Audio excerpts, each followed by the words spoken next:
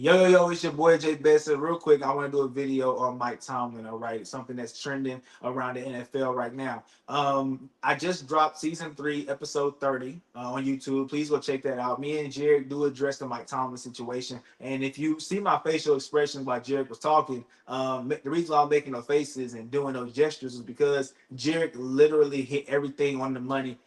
And when we do episodes, I don't tell Jared what I'm gonna say. He don't tell me what he gonna say. All I do is text him, "Hey, we're gonna talk about this," and then we go at it, right? So for him to say what was literally in my notes, it just blew my mind a little bit. And not only that, we was running over time, so I didn't want to keep going. So I do want to make sure that I get all of my points across while I'm like Tomlin. So I'm gonna reemphasize what I said on the episode if you have not seen it, and then I'm gonna follow up with the 2 points that I did not make on that episode. All right. So the main thing I was talking about was the media.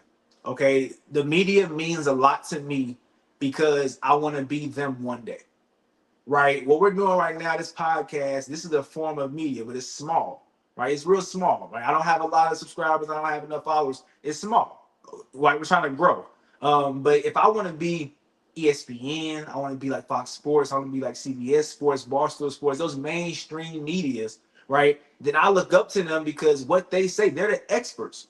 They're the experts. So if I want to be in that seat one day, I value what they say because I want to be them one day.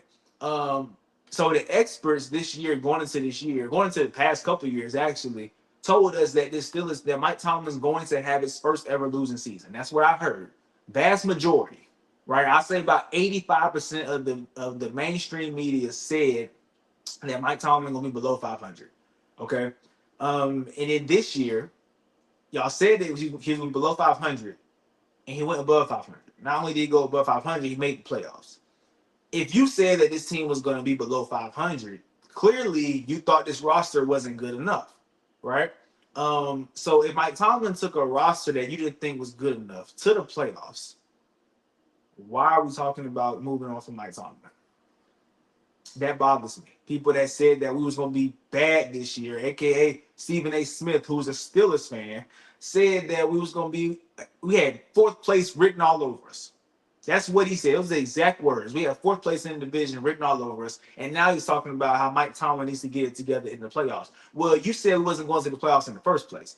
Most of mainstream media said that we're not going to the playoffs in the first place. So if he took a team that you thought wasn't going to the playoffs, then why are we talking about moving on from Mike Tomlin?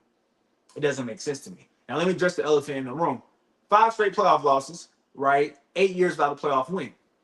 Now, for those of y'all that want to just pull up graphics and just see the 8 years without a playoff win and what was happening in the world the last time the Steelers won a playoff game and this 5-game losing streak, if y'all just want to look at graphics, then cool. But if you want to know content and you want to know what really happened in those games, I'm going to talk to you for a second.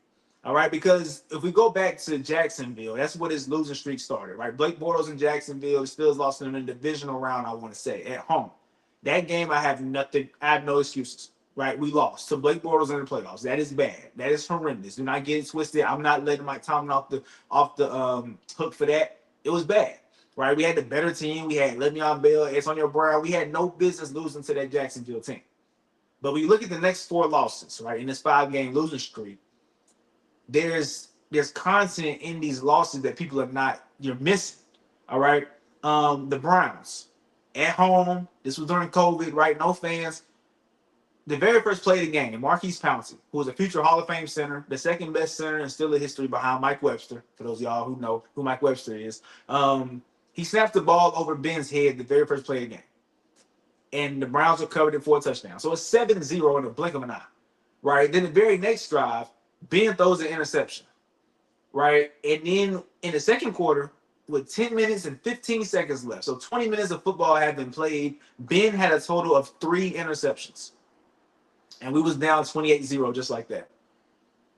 If any quarterback on any team throws 3 interceptions within 2 quarters of the game starting, that team is going to lose. I guarantee it. Right? So blaming Mike Tomlin for that loss doesn't make sense.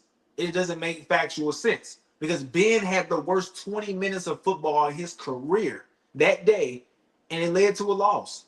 And the snap over Ben's head, like that just, it was a bad day. period. So you can't blame Mike Tomlin for that. It just don't make sense. The next time we was in the playoffs, we went against the Chiefs. This was Ben's last year farewell tour, right? He was washed at this point, but he got to the playoffs. So Steelers fans were excited, right? And we kind of had this little theory: oh, Ben gonna walk off with a ring, right? He gonna leave with a ring. We played a better team in Kansas City at Arrowhead against Patrick Mahomes, right? Many have tried and many have failed versus Patrick Mahomes. But Mike Tomlin takes a below average team, right, to the playoffs to go against Kansas City. We lose. Mike Tomlin's the problem. Don't understand. You put any coach on that sideline with an underdog team going against Patrick Mahomes and the Chiefs, you let me know how that's gonna go. All right. The next game, the Bills. Mason Rudolph was starting for the Pittsburgh Steelers. Kenny Pickett, the starting quarterback for the Steelers, was so bad that when he had got hurt, then he came back from injury, he was 100% healthy, and we still started our backup, and Mason Rudolph. Mason Rudolph traveled to Buffalo, went against Josh Allen, and lost. Once again, underdogs against Josh Allen in Buffalo. Put any coach on that sideline for the Steelers, they're going to lose that game. Period. Then this year, what just happened last weekend with the Ravens, right? Put any coach on that sideline against this Ravens team, you're not winning this game with this Steelers roster, right? You're just not. And me personally, I came out here and I gave y'all reasons why the Steelers could upset the Ravens, right? Division rivalry, right? Mike Tomlin head-to-head record versus John Harbaugh, Lamar Jackson playoff struggles and struggles against the Steelers. I brought all of that up, but I also said do not put money on Pittsburgh because I was not 100% confident that we was going to win this game. I knew there was a big chance we could have lost. But as a Steelers fan, I gave y'all reasons why we could win, and I picked the Steelers. All right, so put any coach on that sideline last weekend, and you tell me, are they walking away with the victory? That's the question at hand, because y'all are saying it's time for Mike Tomlin and the Steelers to part ways, but who are you putting in his seat, in his spot, so that next time this happens, next time the Steelers travel to Baltimore in this same situation, let's say the same scenario happened, y'all are telling me that a new candidate would have beat the Ravens this year in the first round with this roster. That's what y'all are telling me. All right, which doesn't make sense at all. So, yes, 5 straight losses. One of them to Jacksonville, no excuses for it. Shame on you, Mike Tomlin. Slap on the hand, all of that. But these next 4 games, Mike Tomlin couldn't win those games. No coach could have won those games with given the matchups. Patrick Mahomes and the Chiefs, Josh Allen and the Bills, Lamar Jackson, Derrick Henry, and the Ravens. With the roster we had, mind you, TJ Watt made no plays. Minka Fitzpatrick made no plays. Cameron Hayward was here and there. So there was no players making plays. How is that on Mike Tomlin? It just doesn't make sense to me. This is a conversation I feel like we should not be having. All right? So one thing that I do want to bring up is these are the 2 points that I didn't make yesterday. Actually, I did make this point yesterday. Mike Tomlin, 18 consecutive winning seasons. A lot of Steelers fans say, he gets winning seasons. Look at his record. It's nothing. How is it nothing when he's third behind Tom Landry and Bill Belichick? 2 Hall of Fame coaches. Bill Belichick, arguably the greatest of all time. Bill Belichick has 19 consecutive winning seasons. Tom Landry has 21 consecutive winning seasons. And then Mike Tomlin has 18 behind those 2. But we just poo-pooing on it like anybody can do it. No, anybody can't do that. Because that was the case, it would be a lot of coaches with consecutive winning seasons. And best believe, Bill Belichick had a losing season post Brady. Mike Tomlin has not had a losing season ever in his career, and he did not, and this is including post Ben. So once again, we're sitting here to throwing this narrative out there that the consecutive season thing don't matter. When that's impressive.